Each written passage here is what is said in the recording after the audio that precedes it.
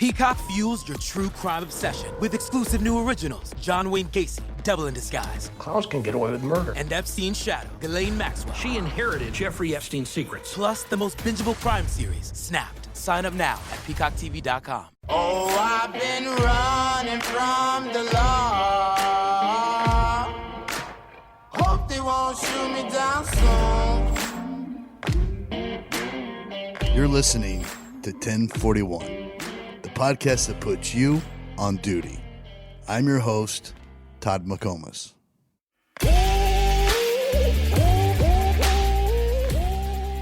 Welcome back, 1041ers. Hope you had a crime-free week, and if you did not, I hope that everyone's okay and that you have the right detective on the case. Okay, little business up top, per usual.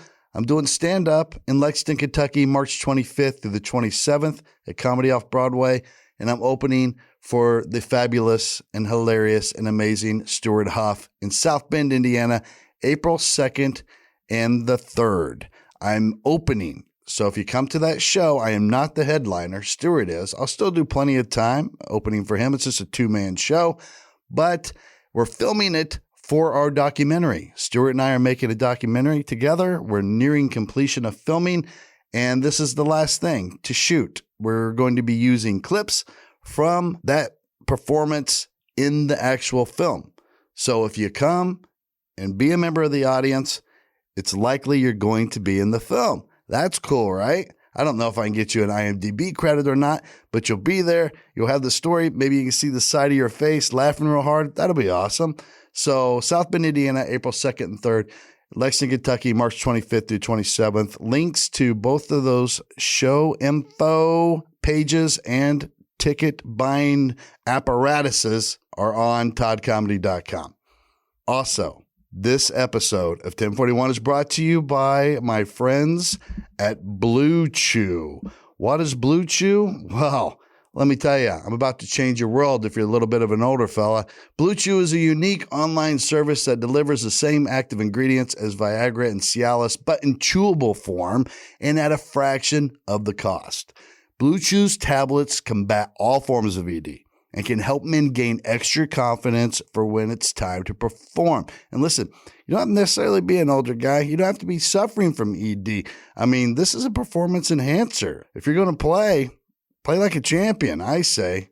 Notre Dame also says it, but I say it in the bedroom. In fact, I have a board. I smack it when I walk in there. It says play like a champion.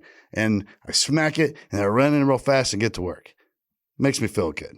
Blue Chew is an online prescription service, so no visits to the doctor's office, no awkward conversations, and no waiting in line at the pharmacy, and it ships right to your door in a discreet package. I use them. You should use them. That's what I'm saying. The process is simple. Sign up at bluechew.com, consult with one of their licensed medical providers, and once you're approved, you'll receive your prescription within days. And what's the best part? It's all done online. You don't have to go anywhere. Nobody knows. It's your little secret. She just thinks you're extra good at what you're doing when you're in the bedroom, you know? She doesn't even know that you give yourself a little boost of confidence, little performance enhancement, even if it's psychologically. Every advantage is important when you're trying to perform at your best. You want them to tell stories about you afterward, right? I do. Blue Chew's licensed medical providers work with you to find the right ingredient and strength for your prescription. Don't like swallowing pills? No problems here. Blue Chew's sildenafil and tadalafil tablets are chewable. Just chew them right up, and they taste good. Blue Chew's tablets are made in the USA, right here in the good old US of A, and they prepare and ship direct, so it's cheaper than a pharmacy. So if you could benefit from some extra confidence when it's time to perform, visit bluechew.com for more details and important safety information. And we've got a special deal just for my listeners. Try Blue Chew free when you use my promo code 1041 at checkout. Just pay $5 shipping. That's it. That's Blue Chew, BLUECHEW.com, promo code 1041. Spell out the word 10 and then use the numbers 41 to receive your first month free. And we thank Blue Chew for sponsoring this podcast because That's a product I can really get behind. All right. Speaking of performance enhancers, let's talk steroids. Did you know steroids are illegal? They are. I don't know if law enforcement still considers them kind of in the same risk category as they did back in the day. It used to be a big deal. Like in the 2000s, I remember I was a drug guy, drug cop back in the 2000s, and the DEA was really focusing hard on cracking down on steroids. A lot of athletes were getting wrapped up in scandals because of it. I don't know, guys. Come on. I mean, was it really hurting anybody? I don't know. You probably shouldn't be making it at home in your garage and shit, but they're illegal. When you make something illegal, that's what happens. A black market is created, and it was flourishing back in the day. But you know what? The Major League Baseball season's really, really long. And if you want your favorite player to be able to play all or most of that season, he's going to need some help. That's the way I look at it.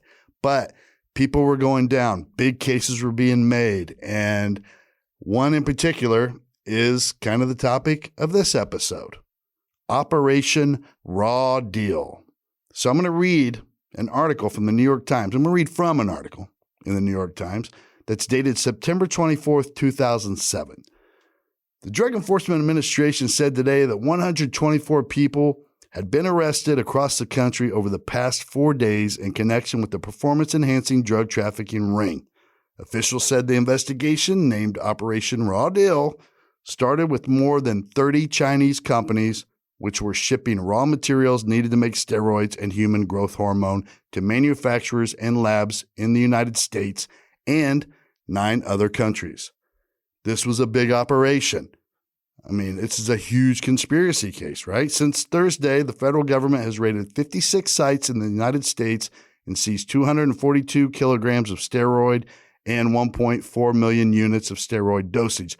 That's a lot. The facilities in which the drugs were manufactured included the basements of homes, garages, bathrooms, and medical laboratories, the authorities said. So you got all different types of operations going. You got dudes doing it out of their garage, inside their home, and you got some legit looking laboratory situations going on. But everybody got wrapped up in this thing. It was huge in 2007. A lot of scandals in professional sports. A lot of asterisks created because of it. We remember, right? So why am I covering it? Because I came across a dude that lives right here in Indianapolis, Indiana, who got caught up in it. He got charged. Now, granted, he was a very small cog in this giant steroid manufacturing and dealing machine, but still, this is how the federal government works with conspiracies. If you're tied with it at all, if you are part of that operation in any small fashion, you're tied up in the conspiracy. And all those weights I gave you, the 240 some kilograms of steroids and the 1 point some million units of dosage, that weight gets put on everybody that's involved in the conspiracy. So yes, do we all probably right now listening to this think steroids, big freaking deal? Of course we do. But if you're on the other side of this thing in the mid 2000s and you get caught up in what was the biggest steroid or performance enhancing drug conspiracy in our nation's history, this was scary. This was a big deal. And that was the situation for my guest this episode, Josh Springer.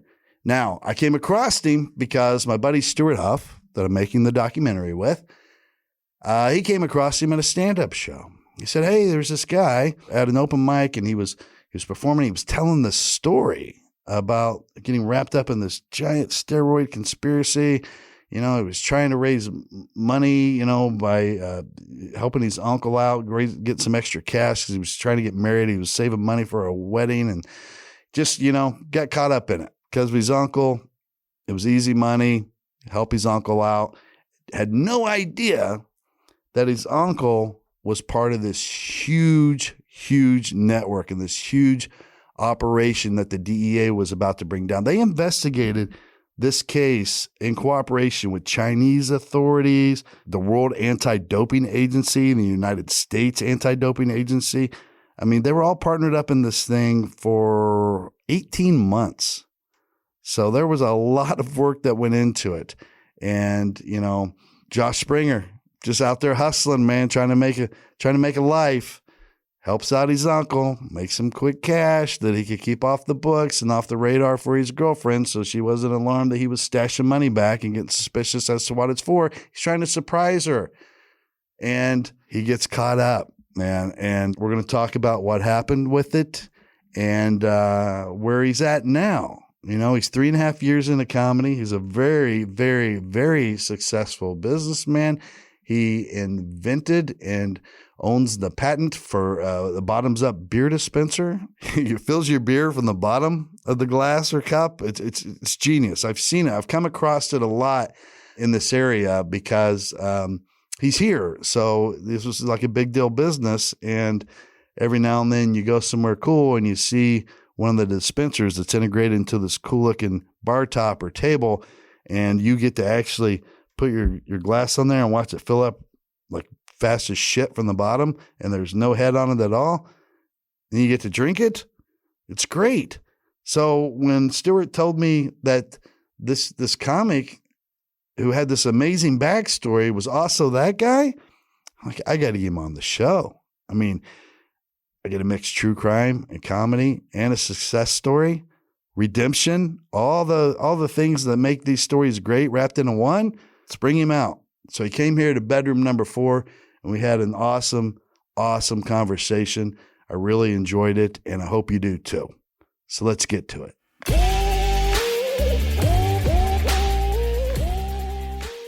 You know, when Stuart Huff told me this story, I was like, you know, I've met that guy, and I knew of your business before, of course. It's kind of a big deal around here, and I've drank out of the little cake tables before. Had your bottom filled? That's good. So I'm like, wow, this is an incredible story, and more than just, you know, the crime and getting arrested, incarcerated for it. It's the how you got there.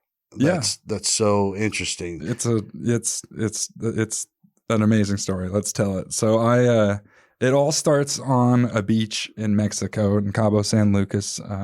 Me and my girlfriend had gone on a vacation that her family invited themselves on. That's a whole nother side story, but we're at the end of the vacation, and I'm consider myself a hopeless romantic, right? And I always like to do everything in a big way. So we are on the last day of the vacation. We're sitting there on the beach, staring across at Lover's Beach. And I'm like, you know what? We've been dating for 5 years.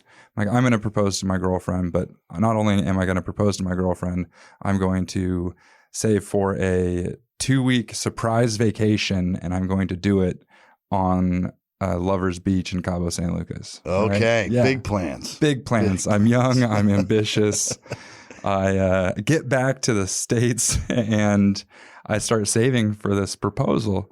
And I was already a workaholic. Like, that's just been me, right? I used to be an electrician. I was a sheet metal fabricator. I worked for a sign company during the day. I had a sign company in my garage at home. I always doing something. Okay.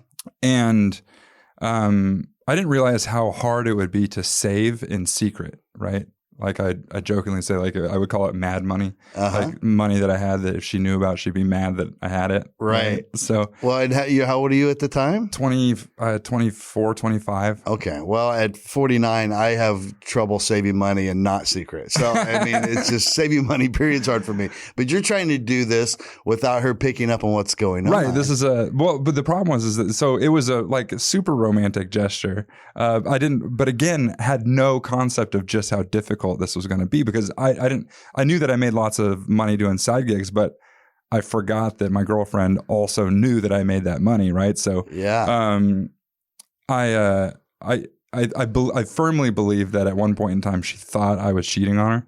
Right. Because I would disappear, or I'd be like, I'm working on this side job. And she'd be like, hey, where's the money?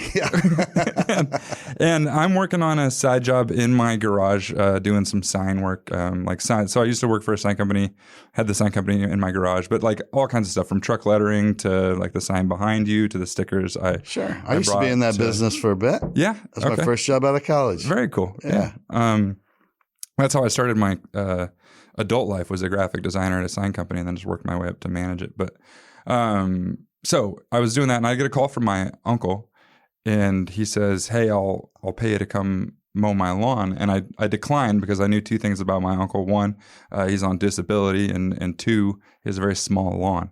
So I'm like, I'm in the middle of working on something that I'm making quite a bit of money working on. So I'm like, no, I can't stop.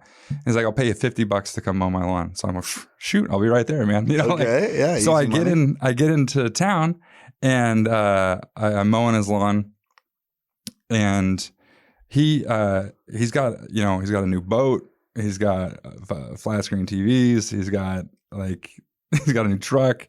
And I'm like, hey, man, what are you doing? What are you up to here? And he's like, I'm making steroids. And I'm like, sweet. Yeah. I didn't know you could make steroids. Sure. I knew you could make meth, right? Right. From a small town. Yeah. Yeah. I mean, it's our biggest trade. Yeah, exactly. And so I'm doing all these odd jobs for him. I mow the lawn, carry about it. And so he calls me, I don't know, a week later and says, hey, I'll pay you to come wire in my hot tub. Got a new hot tub. Go wire in this new hot tub. $100, 15, 20 minutes, 30 minutes worth of time. $100. It's got to be like every trip back, you're like, God damn, there's something new and cool. Yeah. He was getting all kinds of cool shit. Building a new garage. I mean, I had all the toys. Steroid business was good. Well, I was there working on something. I don't remember exactly what it was, but he came in like a sweat. You know what I mean? Like I could see that there was panic on his face, and he's like, I really, really need your help with a shipment. And I'm like, I don't know, man. Like it's cool that you're making steroids. I don't mind you giving them to me. That's great. Right. But I can't. And were you kind of into it at the time? Oh, yeah. I was a workout guy. And I used to weigh 165 pounds. Okay. Steroids are the best thing ever. They get such a bad rap, but if you're not an idiot and you don't overdo it and follow a strict workout regimen, and that's the thing is like they get such a bad rap. They're not a magic pill. You know what I mean? You have to put in the work for them to do anything. Well, and it's kind of ridiculous to get a bad rep because every single person of that era, at least in the NFL, was on it. Every elite athlete was on it in some variation. And then I'm sure it bled into HGH or whatever as things evolved. But I know for a fact, I have two friends that were very competitive mixed martial artists in the UFC. And they're like, yeah, all these guys were on it. So yeah, I mean, we love watching people do great things on TV. My buddy, Chris Bowers, he has a joke about King Griffey Jr. He's like, you think steroids are so bad? Try having your favorite player be one of the guys who didn't use steroids and got injured halfway through the season every year. Yeah, I get it. I mean, yeah. Yeah. They do get a bad rap. Shoot, what were we talking about? Oh, I'm making steroids. He says, I'll pay you $400 for 30 minutes of your time. So the first thing he asked you to do was to help learn how to make it? No, he's like, I need your help with this particular shipment. Okay. Right. There was one shipment and he had to get out. He looked like just his body language was like, I don't know what was going on, but it was like, I'm about to be in trouble with the steroid mafia is what it looked like. Right. Yeah. So I'm, I don't even want to say begrudgingly because he offered me $400 for a half hour of my time. And my job was to count pills into bottles. That's all I had to do. Oh, but okay. I have terrible ADD. So I would get to 5 and be like, shit. You know what I mean? And it was hundreds of them that I had to count. Right. So I'm like, hey, can I just count one bottle and weigh it and then do the whole thing off weight? And he's like, you're a genius. And I'm like, no. You're already making the process more efficient. Yeah, that's all I do. That's my job now. So instantly had a job, right? Instantly had a job. And this made it very easy to save in secret because I'm now making $400 for a very small amount of time versus, and then I would just be like, yeah, he had me do some shit around the house and, here's the $50 and I'd hand over the $50 and okay. I would have the other $350 in a folder in the back room, right. in a file. So this is working out perfectly. Yeah, it was great. So I I went all out. Like this proposal was, I'm impressed with myself. I don't think I've ever been able to pull anything quite together like that. But I like, if we had summer birthdays and I had her, this is back when there was a Victoria's Secret like swimsuit catalog thing that you could like go through and you'd circle what you wanted and then you'd call the number in the back and order it. Yeah. I had her circle everything that she wanted to give me some ideas for her birthday. I gave her one thing for her birthday and I bought everything in the catalog for the trip to Cabo San Lucas. Okay. I bought luggage and then I got her 2 weeks off work. I went all out. So I had this all planned. I came home from work I guess it was a Friday, and I had told her to like, let's go on a trip to Portland because I needed her to get ready. I lived in Washington State, in Aberdeen, Washington, and I said, let's plan a trip to Portland. She planned that, so I needed to be ready for a trip of some sort, right? Right. So I come home with the luggage. And she's like, "Oh, you got me luggage. Oh, that's sweet." But she opened the luggage, and it was like the itinerary to Cabo San Lucas, all the swimsuits, and a whole shitload of cash. And she's like, "What in the fuck?" So it was pretty cool. Well, how much were you bringing down in a given week working for your uncle? It wasn't that much. Like I think, I don't know. I'd help him once a week. Okay. Twice a week, maybe. So it wasn't a shitload. Yeah, but you can make anywhere from $400 to $800 in a week cash. Yeah. Okay. Yeah. It wasn't bad. For very little time. Very little time. Yeah. Nice little side hustle. And I still had all the other side jobs too. So pulled off the proposal. Unfortunately, it went very well. And come back and I'm now saving for the wedding, which is nice because I don't have to do it in secret. But still, it's more expensive than the proposal was. So, still helping my uncle. And then he comes to me one day with a job offer of $10,000 a month cash, full time. I have to work for him full time. I have to quit my job and work for him full time. And I'm like, I had to draw a line. I was like, nah, it's cool that you're doing it. I can't. Right. I'm gonna have a wife. I have a house. I want to have kids. None of which I have now. So you were already thinking repercussions in your mind. No, consequences. I guess maybe, but I declined a 10. I mean, I had a really good job, right? Yeah. Like I wasn't. I don't know. I don't know why I turned it down. That's a lot of money. Yeah, it is a lot of money. But I could see, the things you said. I'm just trying to get my life started. I'm looking to get married, whatever. So I'm just kind of trying to get in your head, and maybe you didn't know, but was it like? Sometimes people get arrested for this and they go away. Or was it more like, nah, I just want something that I can be able to talk about that I do for a living in public, at parties and stuff. Yeah, I mean, family. I guess there's a bunch of stuff at play there, isn't there, that I haven't really put a ton of thought into. Yeah. Like I couldn't be like, I don't know. Well, his whole plan, he would tell people that he was laying laminate floor. I'm like, I don't know. It just nothing. I don't know. Nothing felt good about it. So. Right. Okay. And I really didn't like lying. Like I didn't like lying because my fiance girlfriend never knew. She didn't know anything about it ever. Yeah. So, and that was eating me up. So that may have been the biggest part of it. I really genuinely hated the fact that I was lying about where I was, when I was gone. So. Now, how much did you know at the time about the process? I mean, was your uncle the chemist? Yeah, I mean, we'll say that loosely, sure. Okay. So he's got a recipe that he's going by, and he's making anabolic steroids right there in his garage? Yeah. Wow. Yeah, well, it was a rental house, and it looked like an abandoned house. It was pretty gross. So this isn't an operation. Be careful where you get your steroids. It was gross. It was gross in there. I bet. Yeah.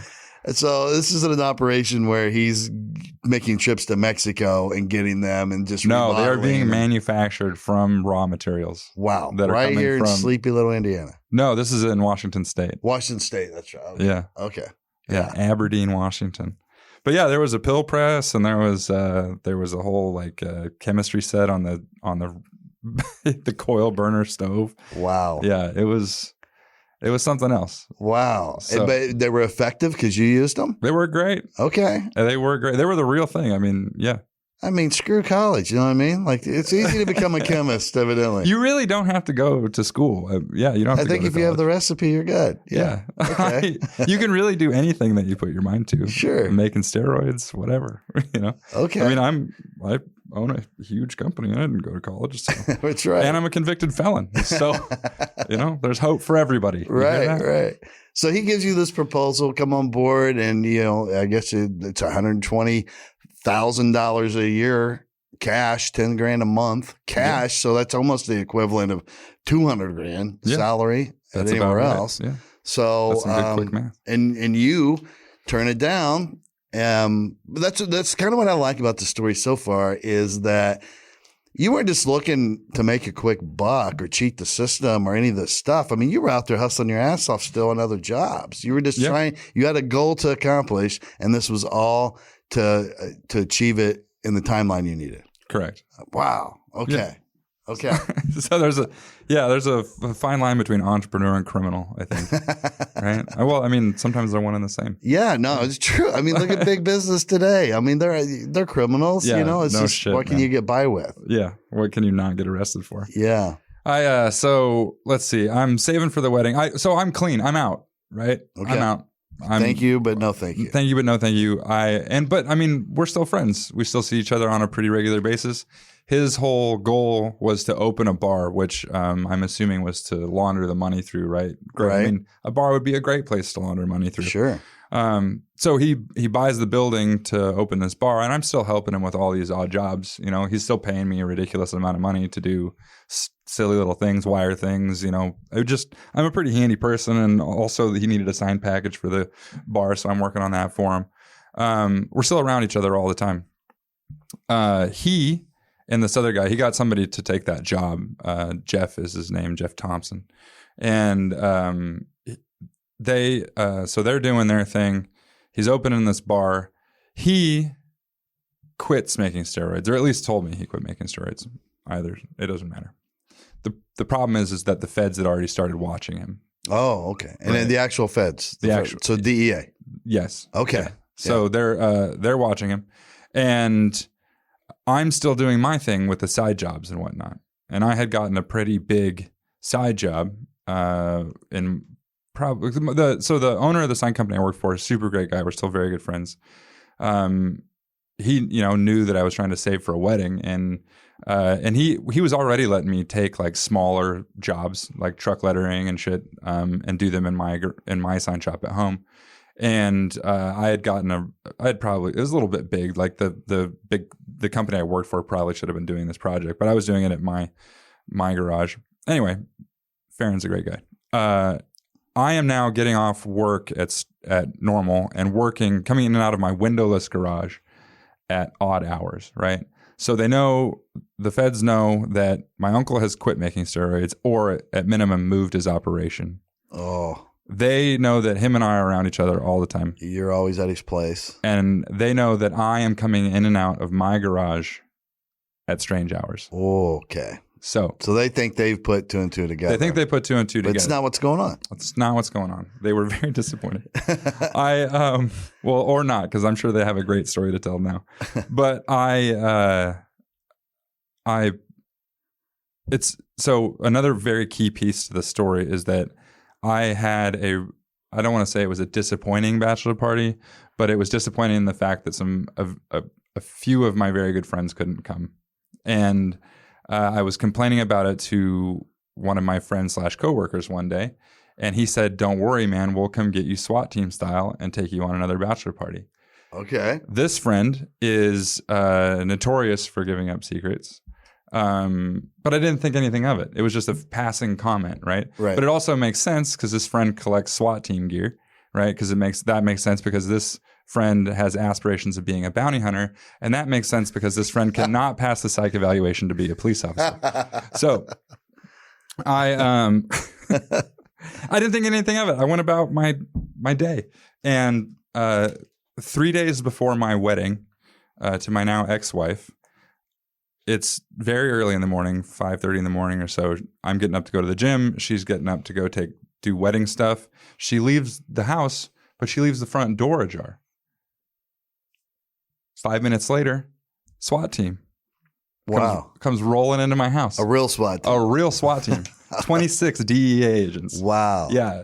Gear, helmets, shields, guns, Jesus. like you see in the movies. Yeah. Comes rolling into my house and they say, "Put your hands up." And I go, "Nah." And they say, "Put your hands up now." And I go, "Nah." Now I swear I saw Chris under one of the, Chris under one of the helmets, but but it wasn't. It wasn't. It was very early in the morning, sleeping my ass. Anyways, after the second time, they scream, "Put your fucking hands up now." And I'm like, well, if you're going to be that serious about it, like, so I'm doing this, grinning like an idiot, waving my hands in the air, fucking dancing up and down because I think we're going to see some strippers. Right. And I'm just like, my friends are awesome. You know, like what kind of planning went into this, you know? They got like 20 vans out there. Yeah, Look at that. Is that a helicopter? It was crazy. So they say, "Come around the bed." I come around the bed. I get close enough to them, they can touch me. I know this because one of them slaps me in the face. And he says, "Keep smiling, asshole." And I said, is this for real? Like, what? And he's like, "Yeah, what the fuck did you think it was?" I said, "I thought it was my friends coming to get me for my bachelor party." These fuckers hit the ground laughing. One of them fell down my front steps. He was laughing so hard. Really? Yeah, yeah. So now I can hear the radios. I know what's going on because I hear my uncle's name. And they had tackled my fiance in the front yard. She left the house and they smashed her in the front yard, handcuffed her, threw her in the back of the cop car. I can hear her screaming in the back of the cop car, "You think this is fucking funny, motherfuckers? You think this is fucking funny? Oh, no. You got the wrong house. You got the wrong house." And I'm like, "Oh, babe, they don't have the wrong house." So immediately you knew, like, oh, this is because of my uncle. Yeah, it's because of my uncle, right? Yeah. So, and they said, so this is where I messed up, is they said, "I'm a dumb kid. I swear I'm not a rat." They said, "Tell us everything you know, or we're going to make sure you don't get married in 3 days." So as soon as they found out I was going to, I had all this, living room's full of wedding presents. There's $800 cash in my glove box. We got our passports out on the counter for the honeymoon. Oh, right? No. They're like, "We're going to ruin all this." And I'm like, "Well, I don't know very much." And so I told them a very small amount. Immediately wrong. Anyway, so we'll get to that part of the story. They let me go. They sent me to county. I was in county for 45 minutes. They strip searched me because it was a drug charge, which was fun. Like, that was fun to joke about.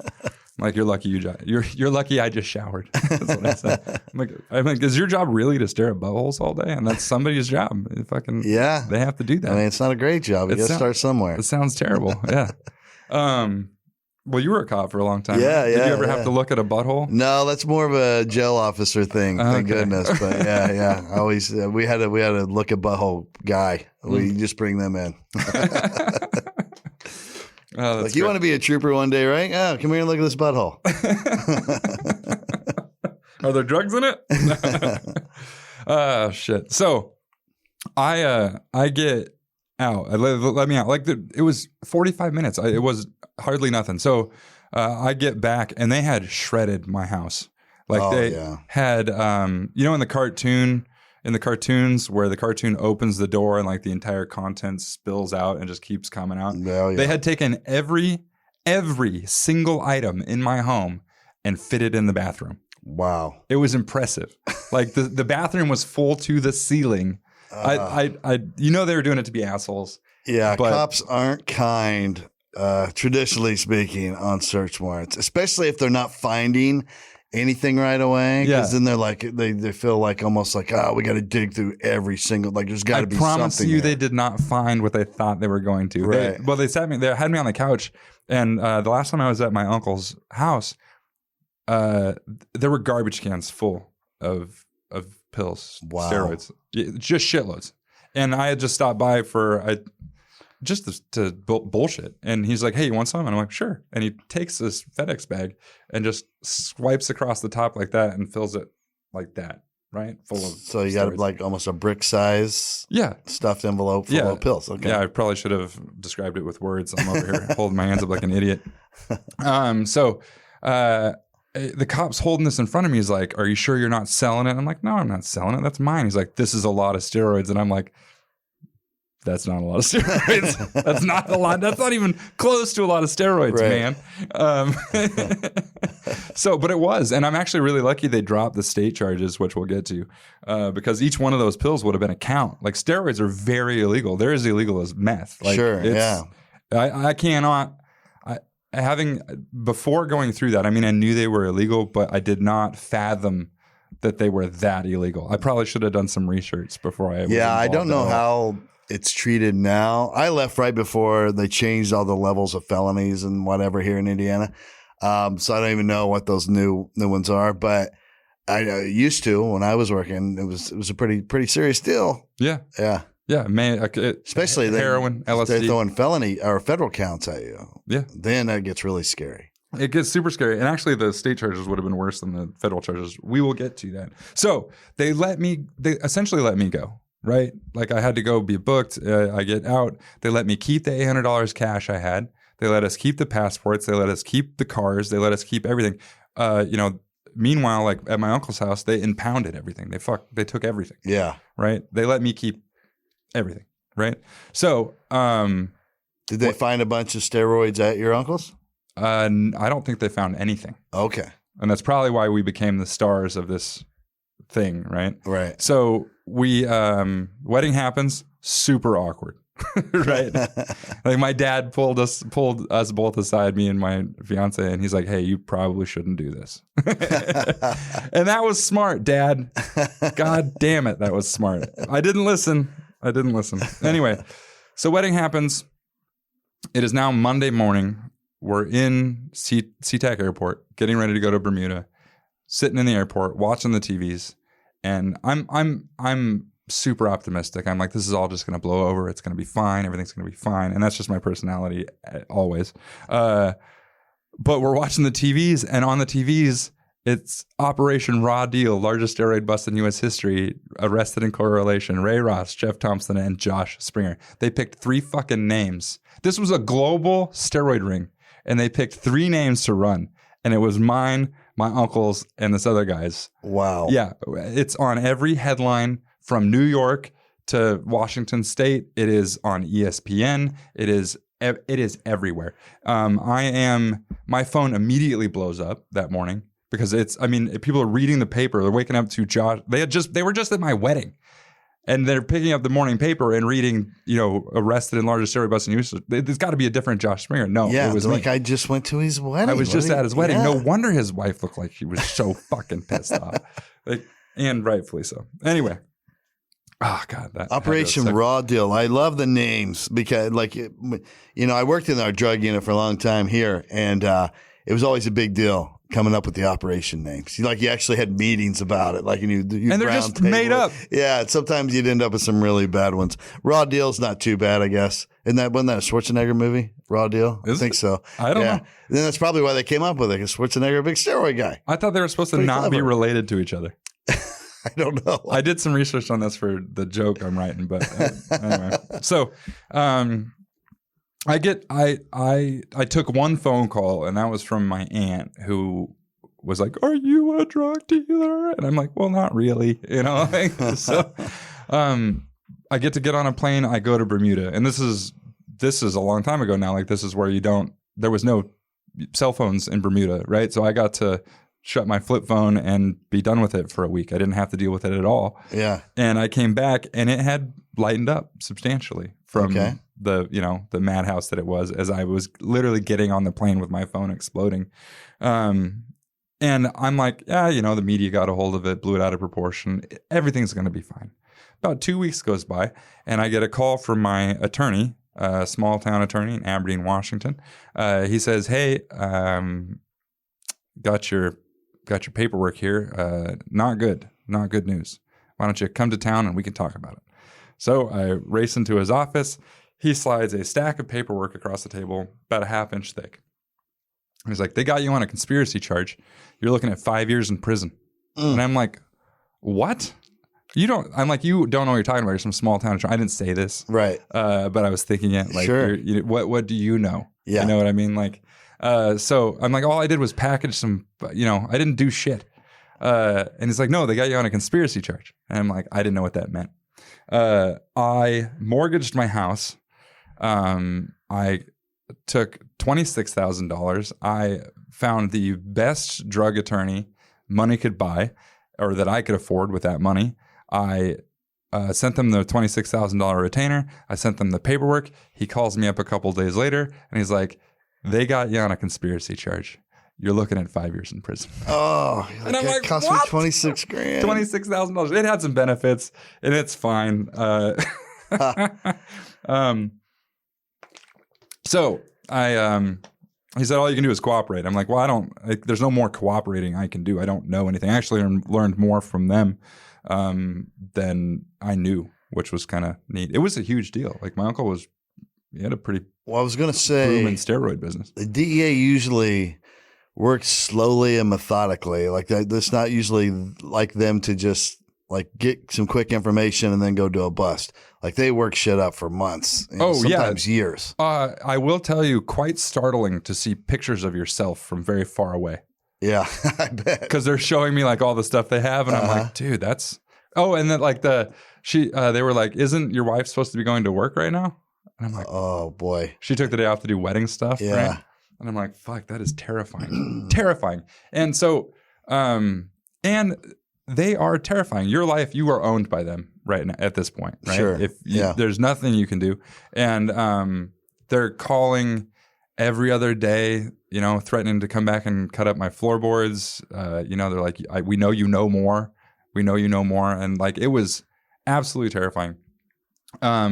It was in this turmoil. This is when the story kind of shifts to the positive, right? Is that I'm sure you've never looked at a prison sentence of any magnitude. No. But it is terrifying. Like I'm going to lose my house. I'm going to lose my wife. I'm going to lose my job. I'm going to lose everything I've ever worked for. And it was in this turmoil when I had the idea for Bottoms Up, right? So I was at my dad's birthday party. For those of you listening, Bottoms Up, Google Bottoms Up beer dispenser, and it's a beer dispenser that magically fills a glass of beer through the bottom. It's the coolest thing on the planet. It really is. Really no, I've drank out of them before. Like it's a really, really cool thing. Yeah, it's like a magic trick, and then you get to drink your beer. Right. So I was at my dad's birthday party, and I saw I had a daydream of a pitcher of beer filling up through the bottom. And I stood up at the table. I stopped every conversation, and I said, hey, you guys know what would be cool? A pitcher of beer that fills up through the bottom. And my dad said, this is what he wants me to say. He said, he said, that would be cool, but if it could be done, somebody would have already done it. And I heard, you can't do it. Right? Yeah, right. So I was like, everybody else is like, sit down and have another margarita, kid. I was at a Mexican restaurant. We were sitting at the table, family style. And I needed the energy to go somewhere. You know what I mean? So like I took all this negative energy that was surrounding me every day, like very stressful. It's very I stressful. can't imagine. I mean, because you're just good all-American kid at that point, right? Hardworking. I suppose. Hustling your ass off, big plans for the future. I've always been prone to a little bit of trouble, right? But, sure. Not prison sentence trouble. I had actually, we were supposed to move to California. I had passed the first test to be a lineman for PG&E in California. So, like, I had big life plans that were supposed to be happening, and everything is just fucked. So anyway, I take all that negative energy and I start focusing it on solving this problem that doesn't exist. Right? No one knew there was a problem. No one knew there was a problem. Until you drink out of the table and you're like, yeah, why am I filling it from the top? Why am I worrying about a head on my beer? It's so wasteful. Right. Yeah, it's so wasteful, so time consuming, such a pain in the ass. So I started down that path and I figured it out. I actually called my dad. I had thought of the name before I thought of anything else. And I called him. I'm like, hey, I got the perfect name for it. Bottoms Up, the Bottoms Up beer dispenser. And he's like, have you figured out how to do it yet? And I'm like, no. I'll get there. I'll get it. But it was about 3 days later, I had a working prototype. Yeah. And at that point, I didn't care if I went to prison because what I like about that part of the story so far is you're just like the DEA. You had to sit down and come up with the name first before you can use that in your bit that you're writing about. That's funny. That's really funny. So what ultimately ended up happening was my attorney couldn't do anything. He's like, all your only option is to get letters of character. So I fucking got letters of character. I got 45 letters of character, and I handed them over to the prosecuting attorney, or my attorney handed them over to the prosecuting And this attorney. is at the time it's a state prosecuting attorney? No, this is at the federal level. Okay, so So those judges are scary, right? the federal judges, Yeah. holy I shit, mean, dude! Like so I had to go down for two separate things. I went down for the plea, which was a guilty plea. And then I had to go back down to be sentenced, and that was scary too, not knowing if I was going to get to come home. Right. Yeah. So it was tried out of San Diego because that's where the ringleader of the whole thing was. Although he didn't make any headlines.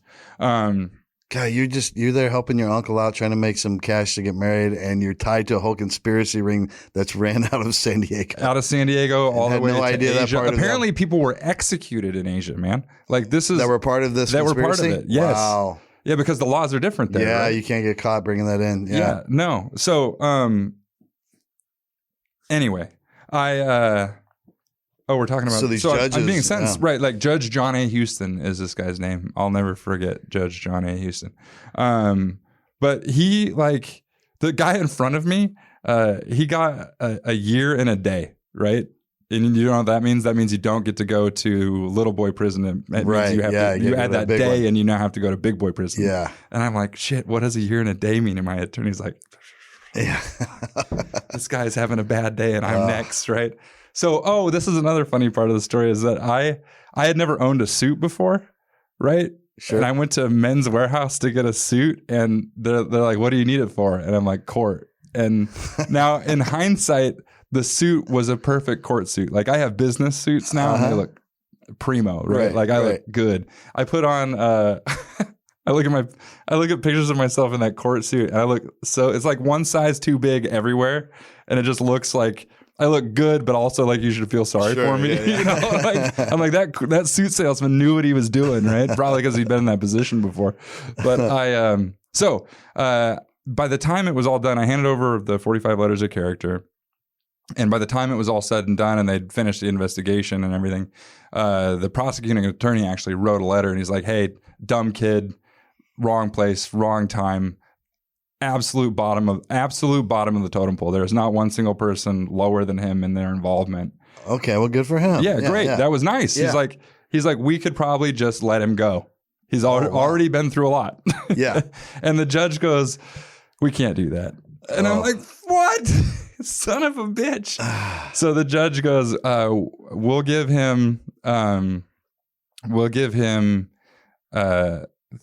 time served. And I'd been researching this, like, so I knew what all the terminology was now. I'm like, time served. And I'm like, yes. For that 45 minutes in jail, I got time served. Right. And 3 months house arrest and 3 years probation. Okay. Is what I ended up with. And this was the best thing that could have ever happened to me because the sign company that I was working for had just landed a big contract converting Texacos to Shell stations. It may have been the other way around. Anyway, we'd go around and change out the sign packages on the gas stations. And this job was all over the state. Like it was in Eastern Washington. It was everywhere. I had to be home by 5 every day. So I couldn't. So my boss had to move me to shop foreman instead of a crew manager. Right. And now I would get off work and I would come home and I would work on bottoms up till the wee hours in the morning. I had friends that moved from Oregon up to Montesano to help with bottoms up and help figure it out. And we raised all the first money that we raised, all the business stuff. I had an ankle bracelet on. Like it was really, really cool. And there was one time we were in Seattle at the attorney's office. I had the ankle bracelet on and like we got stuck in traffic and I'm like, oh fuck, please. I just barely made it in my front door before the alarm went off.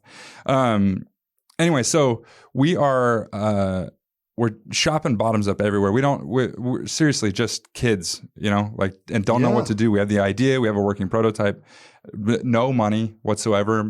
Maybe a couple $1,000s that I'd hustled from my family. That's where you start, friends, family, and fools, right? That's where you get your money for your ventures. Sure. Same with documentaries. Yeah. Same with documentaries, friends, family, and fools. And, so we had the one prototype and I had figured out that you could do, when it started, it was a big clunky rare earth magnet that sealed the bottom of a pitcher, and they're expensive. And we were worried that that people were going to steal the magnet, right? And my partner at the time that was helping me, Mike Price, he said, "Well, what if we just put the bar's name on the magnet, and then the bar would be advertising if somebody stole the magnet?" And I'm like, dude, I know how to make disposable cups. He's like, what the shit are you talking about? I'm talking about putting the bar's name on the pitcher magnet. I'm like, no, I know how to do disposable cups. We'll put a piece of soup can lid in the bottom of a plastic cup, and we'll use refrigerator magnet. We'll stick it to there. And then the idea will be to put the bar's name on the magnet. And the idea will be for people to take it home. Right. And he's like, I have no idea what you're talking about. I'm like, hey, when I get home from work, I'll have a prototype. So you're building in like free advertising. Yeah. Like, we can afford for these things to walk, and it's good for us. You want them to walk. Yeah. They're 15 cents a piece. That's really cheap advertising. They ends up on people's fridges at home, right? So it literally, I mean, you still have the patent on this, right? Yeah. Yeah. So literally, it's a disposable cup, not too different than a solo cup or something. No, we make glasses too. We make everything. If you've drank beer, that's what I drank out of. I was just thinking maybe this initial model was different. No, we make both. Okay, both. Yeah. Okay. Yeah. So you can have like a backyard version of this with disposable cups or one of those bars where you just got people running around crazy and that's cheap draft. We have lots of those bars. Yeah. The one I drank out of, it was a real cool looking table. It was like a barrel, Oh, you were up at the podcast studio. Yes, it was the podcast studio. Yeah. Christy Lee did her podcast. Absolutely. She's great. That table, and you just set your glass over there, and all of a sudden it just filled from the bottom. Yeah. Instantly. As soon as the magnet, I guess. Yeah, my dad helped me build that table. Actually, my dad built that table. He came out to visit, and I needed a project to keep him busy, so he built that table. Wow. Yeah. And now, correct me if I'm wrong. You pull it away when you see it's filling up, or it just automatically stops, right? Oh, yeah. Okay. Yeah. So it stops automatically. So it's a glass or a plastic cup, and it's got a metal ring in the bottom of it, a magnetic grade of stainless for the glasses because they need to be reused, and then it's like the same metal as a soup can lid in the disposables, right? Okay. And then it's got essentially it's a special formulation of refrigerator magnet that goes in the bottom of the cup. Wow. So it's got to be FDA approved, and it has to be resilient enough to, like, there's a lot of stuff that went into figuring that out. But so then the magnet sticks to the ring in the bottom of the cup. When you put it on the dispenser, it lifts the magnet away from the ring. The beer goes in the cup, and then it stops automatically on its own after it's full. And then you pick the cup up, and it brings the ring back to the magnet and seals it up. This is the opposite polarity thing. Right? No. No? The magnets, like when you try to push two magnets together, there's some of that going on, but it's not. Okay. All right. Well, good thing I wasn't involved in this operation. Shoot. Where were we? This is the best part of, one of the best parts. It's a great story. And there's so many stories after it, but we didn't know where to get money. Right. So we had these couple things, and we had a big grand idea, and we needed to build the disposable cup dispenser. And we figured out that you could dispense 40 beers in a minute minimum, because you can set 2 down and then set 2 down and then pick those up and set 2 more down. Right. So 4 beers are filling all at once the whole time. And the only time you're wasting is the time to pick it up and set more down. Right. So one person, 40 beers in a minute. We're like, we could set a Guinness World Record. And that would be a great way to raise some money. Yeah, good pub. Yeah. And so we had a meeting with a local beer wholesaler who was a giant dickhead, would not sign our NDA, told us that the idea already existed and that we're wasting our time. And we're like, very disappointed. We're super devastated. We didn't know any better than to not be devastated by this dickhead. So we get home, and we are, Googling around for, I don't know if it was Google at the time, maybe have been Yahoo. Anyway, we stumble upon Red Hook Brewery. They're based in Woodinville, Washington. Their slogan is to defy ordinary. And this is back in the day of when the internet pages would load slowly. And when the page loaded slowly, it looked like the beer on the front page was filling from the bottom. And we're like, it's a sign, right? So we reach out to them, and they say, yeah, that would be cool. It would be great. We'd love to talk to you about doing a PR event. Our PR guy, he is out on vacation for a week. Why don't you call back next week, or we'll set something up for next week, and you'll come up and we'll talk about it. They emailed the very next day, and they say, this event, this PR event would be cool, but we had a movie night last night, and the beer line was 45 minutes long, and there was a picture, and it looked like a crowd of people. until you look at it closely and you realize they're all facing the same direction. And off in the distance is a beer's $5 sign, right? So you're at a brewery and you can't get a beer. Talk about a problem. Right. So they said, bring your magical contraption up next week and, give it a real world try.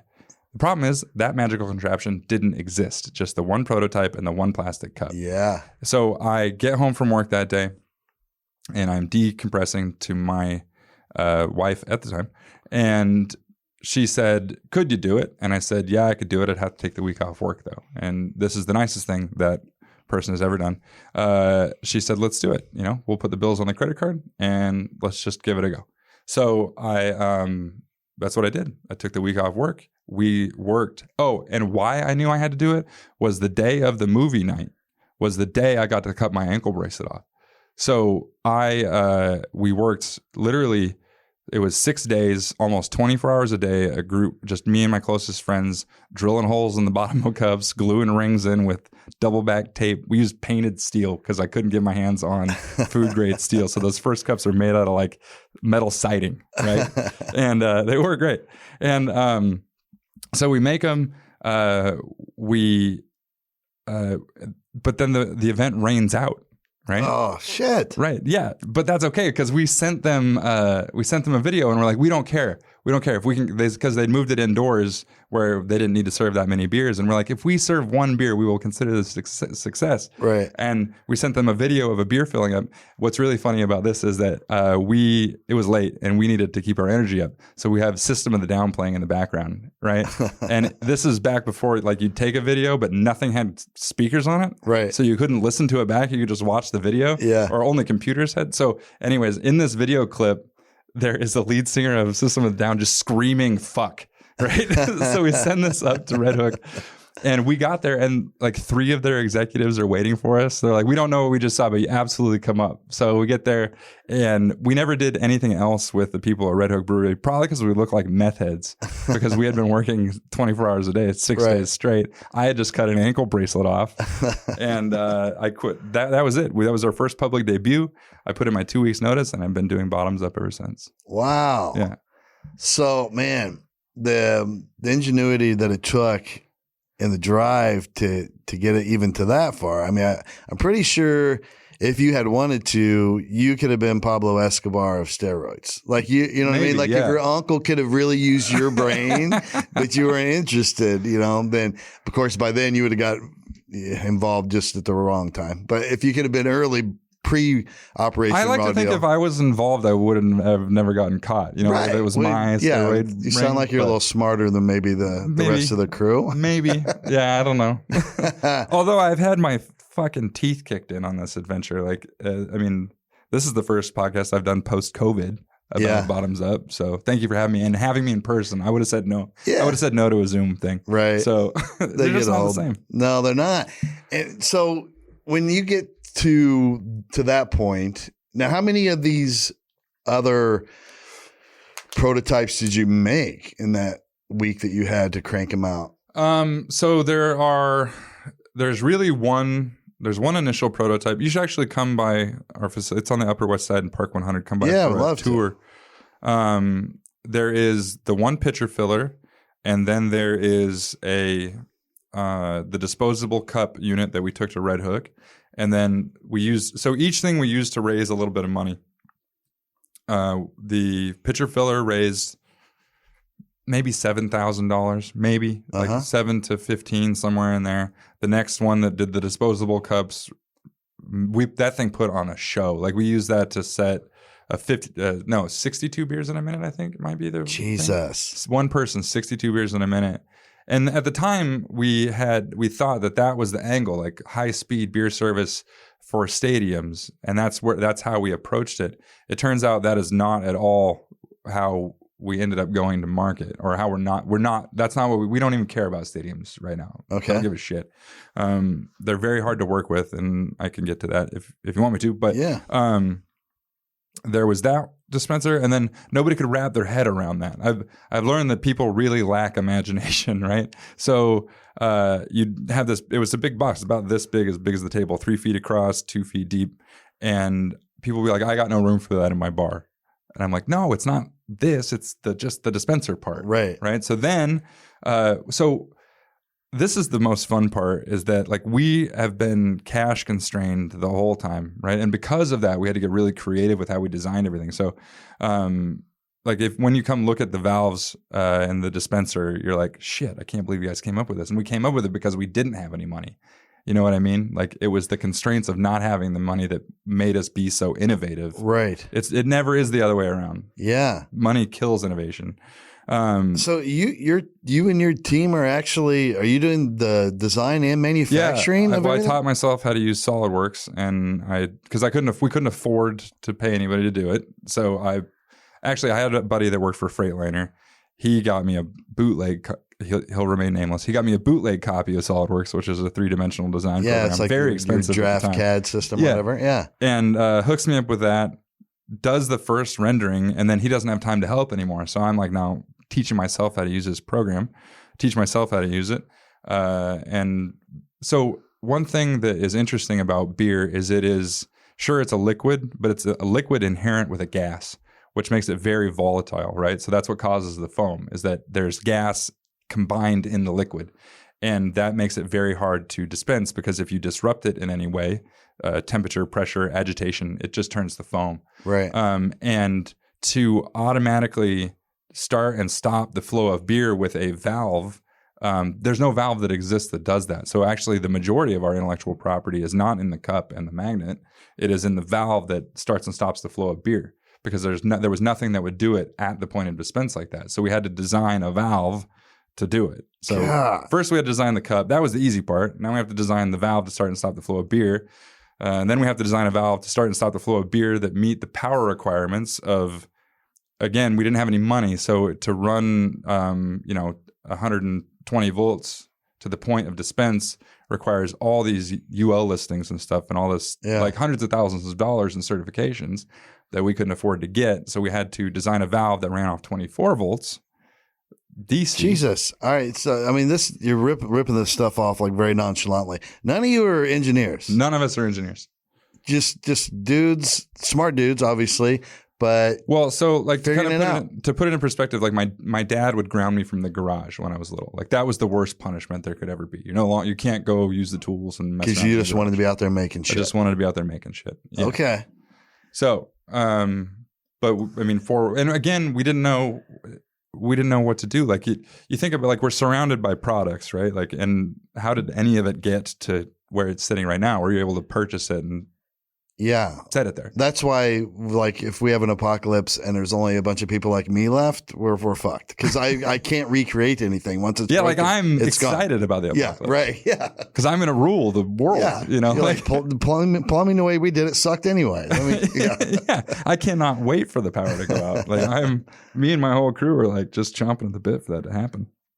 But we had to figure it out, and we made a lot of mistakes. I mean, I've wasted, not wasted because I learned from it, but like so many expensive mistakes. Like so we're just all over the place in the story now, but that's fine. I'd been drawing the cup. So here, this will frame it up better. Like, I didn't think I could be a CEO. I didn't. Okay. Right. I'm a convicted felon. I dropped out of. Oh, you didn't think legally you could be? No, I knew legally I could be. I'm just. Okay. I'm a degenerate. Got right? you. Okay. So I dropped out of community college. I do not think of myself as a CEO of a company that needs to raise the amount of capital that it has to raise to exist and take it to market and all this stuff. So we are calling around because we're trying to figure out how to combine metal and plastic, or magnetism and plastic, right? That's hadn't been done before. There were some Campbell's soup cans that had a polypropylene body and an aluminum lid. That's as close as we could find. Okay. But in that research, we found a company called Silgan Containers, and they had a metal division and a plastics division. We've come to find out that those divisions don't meet in the middle anywhere. They're just two separate divisions. Silgan Containers, they make like Campbell's soup cans for Campbell's soup, right? Okay. So just billions of containers. We call them and we get a hold of their prototype department, and their prototype director, Alvin Wittatora, is like, holy shit, this is the coolest thing I've ever seen. Oh, so it's And a we're challenge. You challenged him, and he's like, "Wow, yeah." Well, yeah. No. What he says is Silicon Containers wouldn't do this. We would hire this company out of Indonesia to do it and have them do on it. But by the way, I have an engineering degree from Boston University, and I have a business degree from Harvard. And we researched that and it checked out. Right, his family was in aerospace, comes from money. We're like, okay, cool. And I hired him to be the CEO of Bottoms Up. You right? stole him.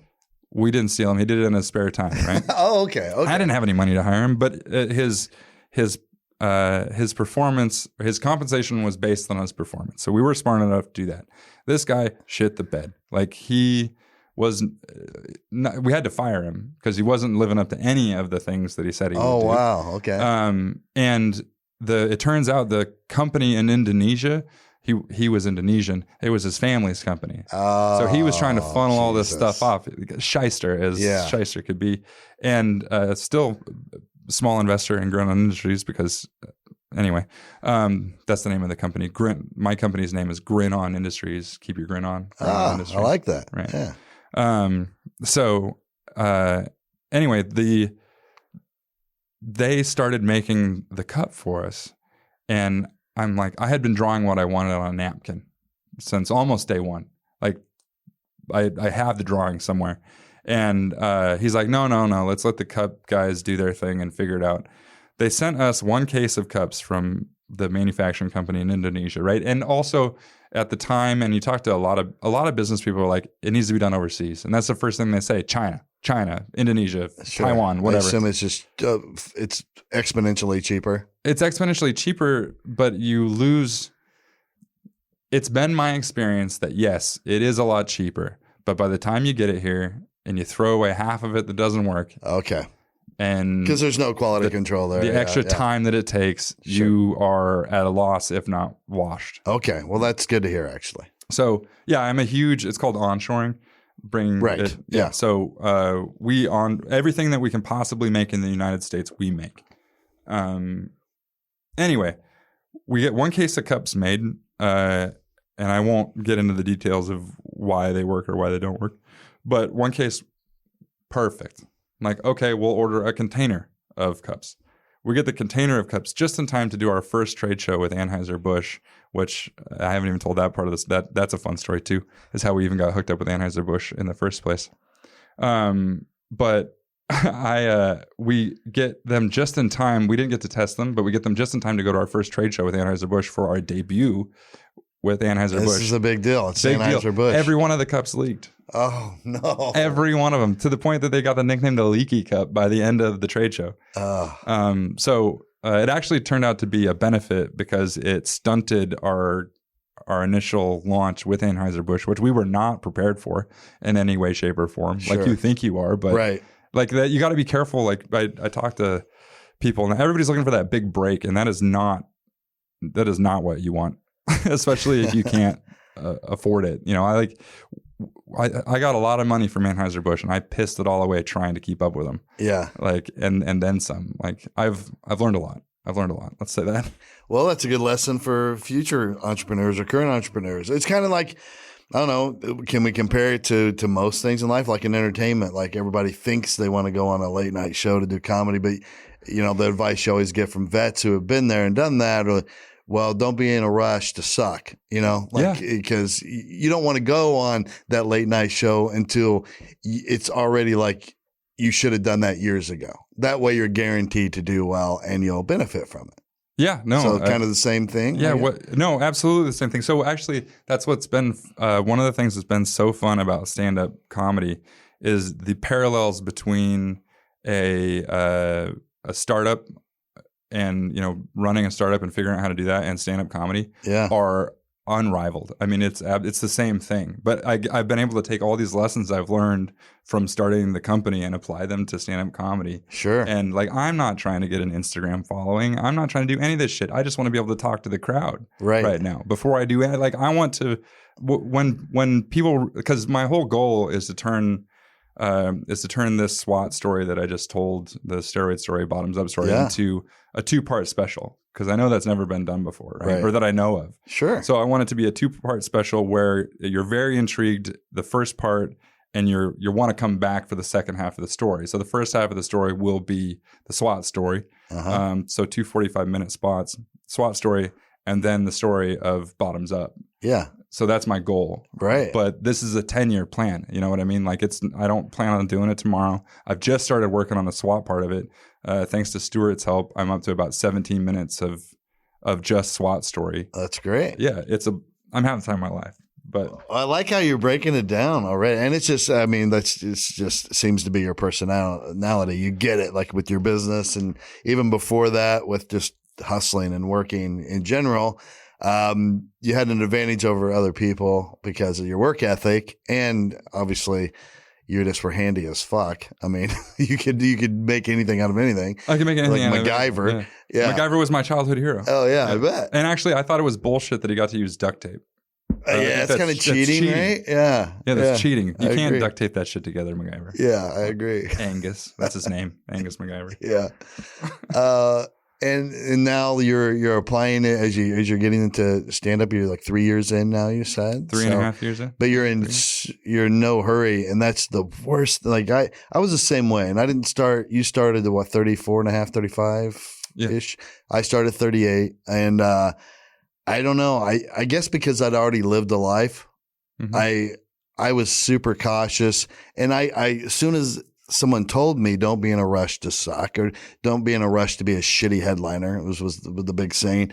It just instantly clicked with me. It's like I'd used that through law enforcement my whole time. Like it's like, yeah, everybody wants to go undercover and do all these cool things, but I was like, I want to make sure I'm well-rounded first. So I purposely, I became a regular detective.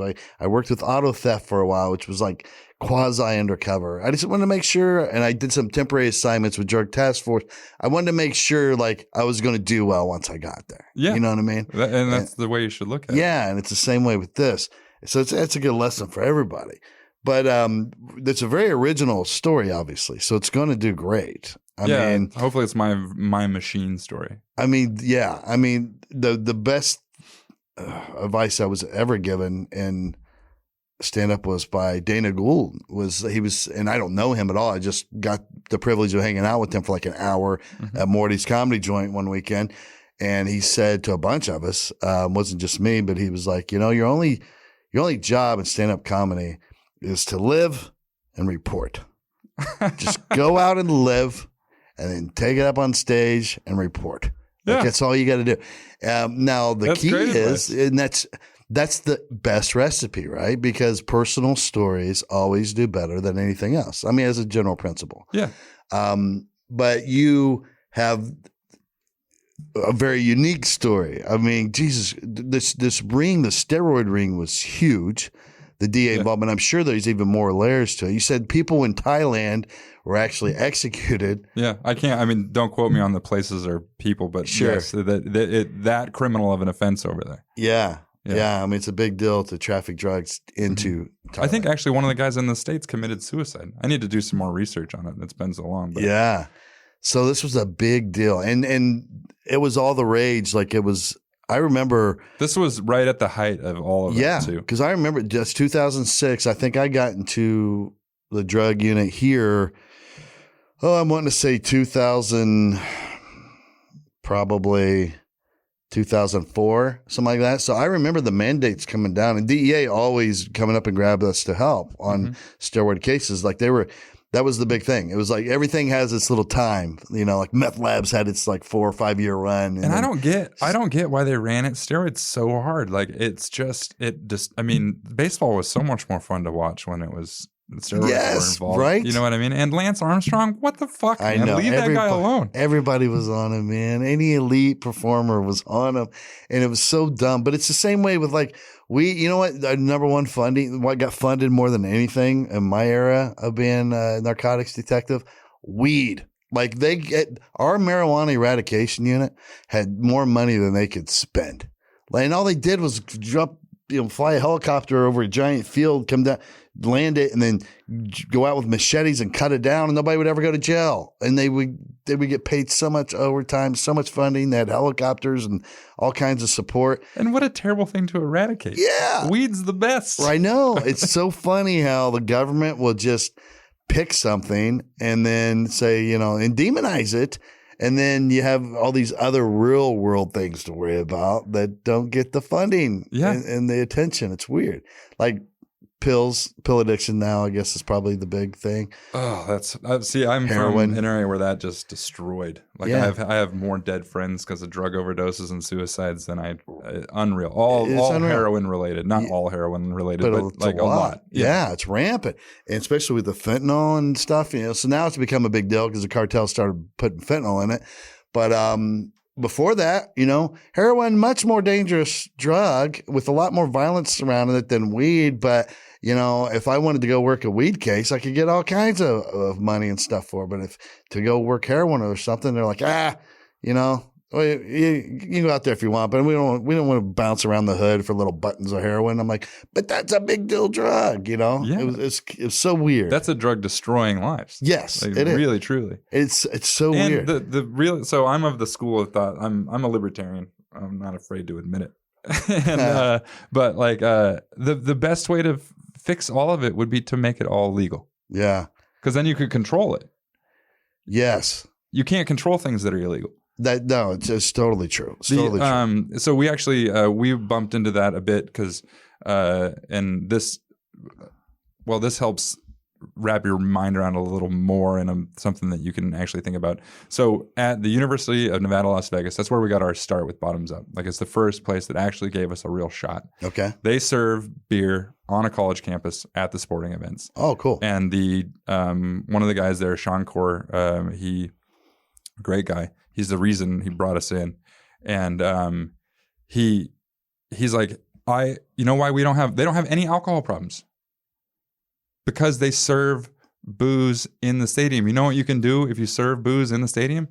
You can cut people off. Right. You know what you don't have people doing? Getting blacked out drunk in the parking lot because they know they can't drink for the next couple hours. Yeah. So they can come in and guess what? The school makes a lot more fucking money.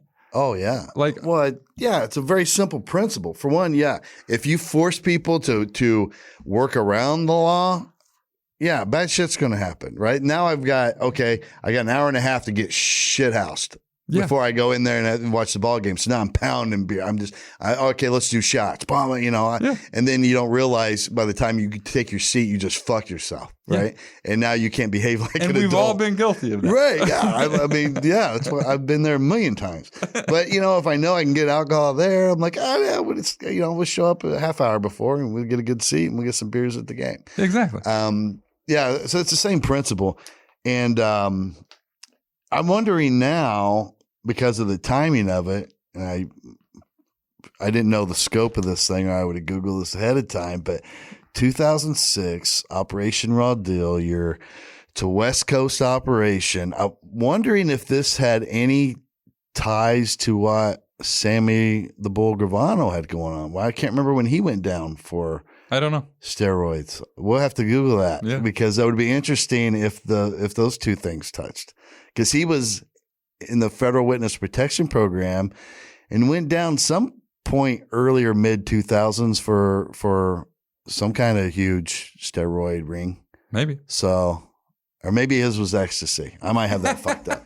But I'll have to look into it. But probably both knowing him. But it's such a weird thing because here's that drug that like professional athletes, all of them using it at all different levels, either to get big and strong or just to have endurance. And they work great, days. By the way. Yeah, right? Work great. I went from $165 to 230 pounds. Like I have a picture of me in my apartment when me and my sister was an MMA fighter and wearing gloves and I just look like a fucking ox. And sure. It's wow. I don't look like that now, but well, here's a little steroid story for you. I mean, I was a cop at the time and I didn't go out and get steroids, but at the time, do you remember Zions was so big because the UFC was up and coming, like the Zions supplement products and power drinks and stuff. Yeah. So at the time, they were the first big sponsor of the UFC, right when the Ultimate Fighter series started, I think. Yeah. So I have a 30-day school I got to go to, and it's at the DEA Academy, and it's an Intel analysts. But I was a copper, but I did a lot of Intel work for us, so they were like, "Yeah, you should go to the federal Intel analyst school." So I go there. You're trapped there for 30 days. You got nowhere to go. You're there all week, 4 weeks in a row, and you have to stay there on the weekends. And so all you had to do on your off time, there was a bar. They have a bar called the Eagle or Eagle's Nest, one of the two, in the DA Academy. So you would get off work or get done with training that day. You would go to the FBI Academy and lift weights, and then you would shower up, get something to eat, and then you spend the rest of the night at the Eagle or Eagle's Nest, whatever it's called, and get fucked up, basically. So I go there weighing 155 pounds. I had just come off a broken hand and just got my shit off, my cast off. So I go there, I'm like weighing $155. I'm puny because I couldn't work out or anything, but I was a light guy back then. I think only 155 is probably the top I'd weighed ever. So, and I'm like probably 37 years old, 36, 37 years old. So my roommate during this, he's an Intel analyst out of Iowa, and he was a big time wrestler in Iowa.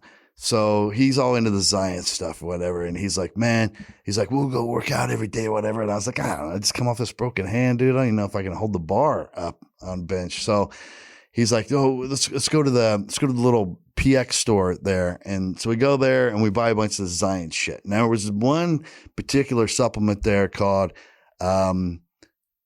Human Growth Formula. So we buy a big fucking thing of it. And we're taking it every day. And I'm not shitting, you know, I couldn't hold 135 on the bar because my hand felt like it was going to explode. You know, I just gotten the pins taken out. By the time I left there for 30 days, I was 205 pounds and could bench press 335 pounds. Jesus. This was like legit steroids. And at that time, like, I remember had some stuff that was like a molecule off. Yes. Like, yeah. And then the DEA would catch it or flag it, and then it would be gone. You couldn't get it anymore. And then they would come up with a new one. It was like a big game they used to play back then. And I was like, holy shit. If this is what steroids is, this is fucking awesome. I mean, it was the strongest I'd ever been in my life. I was looking great. I mean, I was the guy that was 155 pounds, you know, that's why I was so good undercover. I looked like a meth addict, you know? And so. Dude, how was working undercover? How is that? It's great. I mean, it really is. Like, I learned so much more about the humanity of crime behind it. I can't even fathom. Because you're hanging out with the dudes, right? Yeah. And it's just like. Didn't you feel bad? Oh, yeah. I mean, you really do. And, well, I mean, sometimes you're dealing with real, like the gangbangers and stuff, you don't mind. They're just shithills. But, like, sometimes it's a dude like your uncle or something, and you're like, man, in another life, we'd have been, you know, we could have been bros. We'd have been boys. Yeah. And a lot of times, like, someone like in your case, say you had a lot of knowledge or whatever, and you would flip and then work for us, I would be your handler. So we would have this intimate friendship, really, where I'm kind of your caretaker, but, you know, we're buddies, and for months. And then, you know, that makes my stomach hurt. Yeah, it was kind of a catch-22, although I've had several of them like, hey man, thanks. Like, at least the ones that were into dangerous drugs. Like I did a lot of meth cases. It was just huge here in Indiana. So it was easy pickings. And it was quick. You could quickly work your way up in good weight. And then the DEA would jump in and you'd work it like coastally, and they'd sometimes tie it to cartels and shit. Like, it was so crazy then. But I remember a few times anyway, I've had a handful of dudes be like, dude, like later on, like I would have been dead. Like I literally was rotting from my inner core. Like I would have fell apart and just died, or drove my truck into a tree or something, or got shot or whatever. Yeah. So like you really saved me. I mean, it sucked what I went through. And the good thing was too, like, I never told anybody, I never promised them what I could do for them. I only could promise them that I would give every positive recommendation I could for leniency. And fortunately, it usually worked out. Like, they usually got a pretty sweet deal.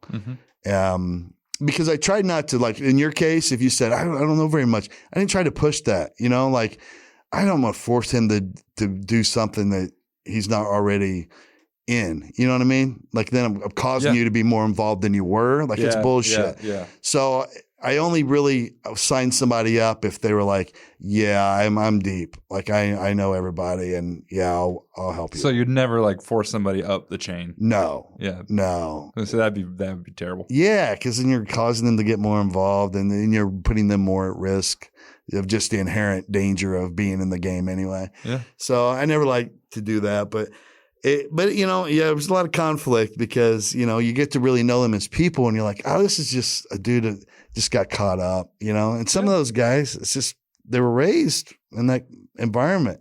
That's what you did. Yeah. And other than that, they were just good dudes. So that was kind of tough sometimes, but I learned a lot. I liked that experience because when I came out of it, like, I had a much better understanding of, hey, this is a real person on the other side of this.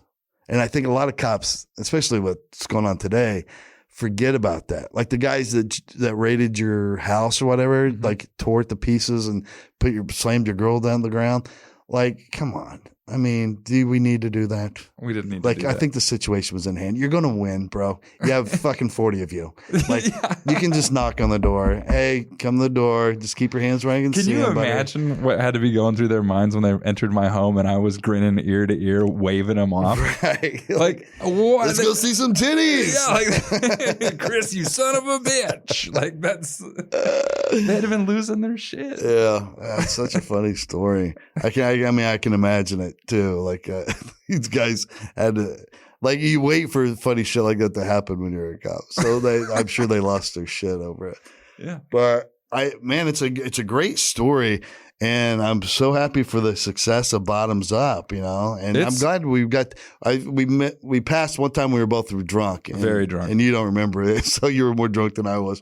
I was so drunk that night. I love getting to meet you because I've heard so much. I've drank out of your dispenser before. And I've heard so much about you and the business in general. And then when Stuart Huff came forward with this shit, your backstory, I'm going to have to message him. I appreciate him throwing my name in the hat. Yeah. It's like, I gotta have him on the podcast. Like, this is great because, you know, we got to talk about, it's good to get to talk about success stories on here, you know, like, and that's what I try to do. I don't think every now and then I got to do an unsolved or something that's kind of tragic, but I like these stories better. And your involvement was so slight, but it's a good learning lesson because your involvement was slight and very minor and just because it was your uncle, otherwise you wouldn't have got fucked up in it at all. But it was so connected. Like, it was deep, dude. That was a big operation. Huge. Over a stupid drug to have to control. Right. A dumb drug to have to control. And also, don't talk to the cops without your attorney present. Come on, idiot. Like, if I wasn't getting married in 3 days, it would have been a completely different story. I would have been like, well, I don't know. Like, but oh man, you're like, I'm not trying to miss this honeymoon. Once they started pulling on those fucking strings, and you're like I'm gonna let everybody down, and like, oh god, it was horrible. So what happened to your uncle? How much? So he ended up working with someone like yourself. Okay, he had a handler, and he had to be an informant for shit.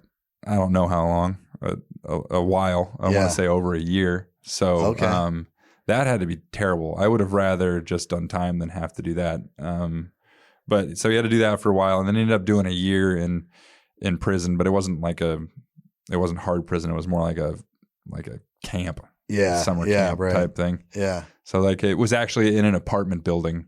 Oh, where he had to stay. He had to stay in the building, right? And if he left the building, punishment was actual prison. So, okay. Yeah, he had a roommate, and that's good. They didn't get any worse than that. I'm sure it sucked having to be a rat for a year or whatever you want to call it. But that would be terrible. Yeah, I got a message from him the other day on Facebook, and he's like, he saw I made a Facebook post about something, and he's like, oh, I saw your Facebook post. It was very motivational. I have a new business idea. You want in? And I'm like, absolutely not. Absolutely not. Jackass. Like, what the fuck? No. I'm very busy with my own business idea. Right. Yeah. Which isn't going to get me in any trouble. Yeah. Tax evasion maybe someday, but. Yeah. I'm waiting for. I'll be in trouble for that myself. I don't even have a business. Like, such a slacker as of late. Well, everything's just a shit show right now, man. It is. It is. So, but you're saying like on your side of the house, bars are starting to come back strong. So that helps so you. I got an email about 6 months ago from like this. It got dark for everybody in the entertainment industry, bar, restaurant, anybody that supplies that industry. Anything that relies on people gathering. Yes, anybody that relies on people having a good time. Like it got in. So I mean, I feel bad saying anything, but we all went through it. So I'll speak for all of us. Like it was fucking terrifying. Sure. Right. Absolutely terrifying. A lot of people didn't make it. I'm honestly just happy to be on the other side of it and still have a company. Yeah. I got that close. It got that close. And, but I got an email from a buddy also in the industry, and it said the restaurant apocalypse is here. And it said something to the effect of like 40% of restaurant and bars aren't going to reopen. And I was reading this article near tears. Like this, I was like, it's fucking your livelihood. Everything I've ever worked for, like fucked. And it took about 2 days, and I just kept playing that in my mind. And I'm like, wait a minute, they're not going to reopen under the same banner. They're gonna reopen. Sure. Like and our number one customer is not bars changing out their beer systems as is. It's our number one customer is people renovating their establishments or opening a new bar. So we just turned the market into 40% bigger. Oh, because everybody, that bar owner's now joined forces with another one and under a new flagship. Yeah. So it wasn't 4 weeks later, the phone starts ringing, and it was, hey, I bought a bar that closed during COVID. Because I put together a stellar Facebook ad campaign targeted directly at bar owners, bar staff. And I mean, what's anybody doing during COVID? They're flipping through Facebook on their phones, and they're seeing, like, it looks like we're the only thing on Facebook to these people because of the way I had the ads targeted. And, hey, this looks like it could be a great thing to differentiate us from the other bars around us when we reopen. And I'm like, yep. Wow. So it's been going really well. And it has forced us to really dig deep on a lot of our processes and change out a bunch of stuff. And I mean, honestly, we're doing the work with 6 people that we were with 14. So yeah. Wow. That's really cool, man. Yeah. It's really cool. I'm the kid, you know that analogy, like you got the 2 kids in the room full of horse shit, and one's just sulking in the corner and the other one's digging through the horse shit. Yeah. As happy as could be. And they're like, why are you digging through the horse shit? Happy. He's like, you see all this horse shit? There's got to be a pony in here somewhere. Like that's me. I'm the kid digging through the shit looking for the pony. I love it. Yeah. I love it. Well, I have to come check out your stand-up too. Oh, yeah, please do. I'll start paying attention. I've kind of distanced from the scene since I joined, I started working for Pat McAfee, and after we closed our club, Morty's, I just fell out of touch with the scene. So I got to get back to it. I'd planned to, and then COVID hit. But because when I left Pat to go full-time stand-up, I'm like, all right, let's get back in the scene, start hanging out. I love seeing new comics develop. It's my favorite thing in the world. And if you ever need a feature, like I'm your guy. Yeah, absolutely. Like, be the felon and the cop. Let's go do some stuff. That'd be cool. It'd be a good combination. It'd be great. Yeah. Oh, thanks for coming out, man, and spending time with me. I appreciate it. I do want to go check out your stuff for sure. You know what I need to do? I need to buy one of those things like Christy Lee had. I'll show you my outdoor bar. Yeah. And then, I need to get one. I'll buy one for that bar. It'd be cool as hell. I didn't want anything. I just not thought of that. Like, I got to have one. I came to the podcast, made a sale. I'm good. Absolutely. Yeah. All right, brother. Well, it's a great story for everybody. I'm sure people are going to love it. So let them know how to reach you on social media so they can follow your comedy career and check out Bottoms Up. But I don't post at the Josh Springer on everything. And just Google Bottoms Up Beer Dispenser, and you'll see my smiling face and the coolest thing you've ever seen ever.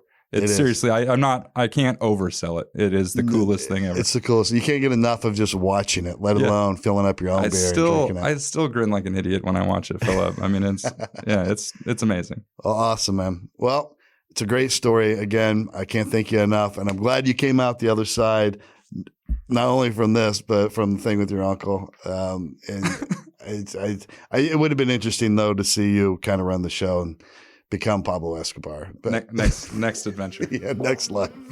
Thanks, brother. Thank you. I There's dirt on my hands, strong like a tree. There's roots where I stand. Oh, I've been running from the law. Hope they won't shoot me down soon. They sing on a sleepless night. Try to catch me howling at the moon.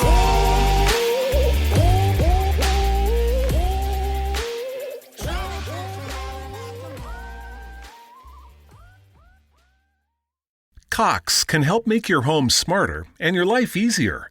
Now you can use your Contour voice remote to connect to your home life cameras so you can view them right on your TV screen using simple voice commands. That makes it easy to keep tabs on what's happening around your home right from your couch. Need to keep an eye on the kids when they're playing outside? Just say, "Show me my backyard camera" into your Cox voice remote and watch them while you're in the house. And if you're waiting for a delivery and want to make sure it's there on time, no problem. Just say, "Show me driveway camera" to check on it with your Home Life HD cameras on the TV screen while you go about your day.